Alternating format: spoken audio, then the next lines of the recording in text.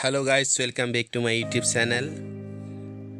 আজি এটি নতুন টেকনিক্যাল ভিডিও লৈ আপোনালোকৰ মাজলৈ আহিছো। আজি মই Samsung A30s পেটাৰ্ন কেনেকৈ খোলে তাৰ বিষয়ে জনাম। তো ভিডিওটো আৰম্ভ কৰো। প্ৰথমতে মই মোবাইলটো অফ কৰি লম বুলি ভাবিছিলো কিন্তু অফ কৰিব নোৱাৰি কাৰণ ইয়াত পেটাৰ্ন লাগি আছে।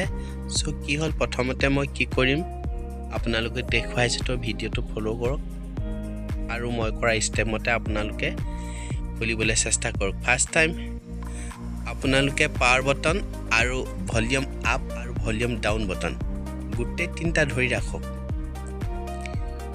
দেখিছে নহয় মই ধৰি ৰাখিছো।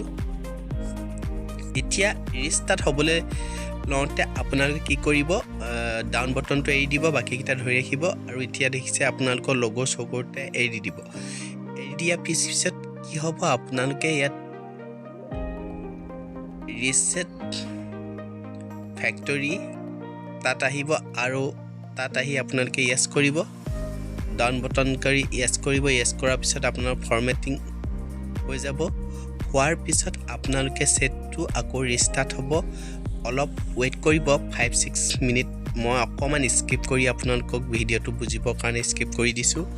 সো 5-6 মিনিট আপোনালোকে ওয়েট কৰিব। ওয়েট কৰাৰ পিছত যেতিয়া আপোনালোকৰ Samsungৰ লোগো আহি আপোনালোকৰ প্ৰথম মোবাইলটো খুলোতে কেনেকুৱা হয় তেনেকৈ সিস্টেমত দেখাব আৰু সেই দেখুৱা মতে আপোনালে বাকি কিটা ফলো স্টেপ ফলো কৰিব আৰু আপোনালোকে খুলিব পাৰিব পেটাৰ্ন লকটো। চাই থাকক ষ্টাৰ্ট এন্ড্ৰইড হৈ আছে। আপোনালোকে এতিয়া লেটস গো তলত আহিব ক্লিক কৰিব। ক্লিক কৰাৰ পিছত গুটেইটা অপচন ক্লিক কৰি নেক্সট কৰিব আৰু আপোনালোকে স্কিপ কৰি নেক্সট কৰিব।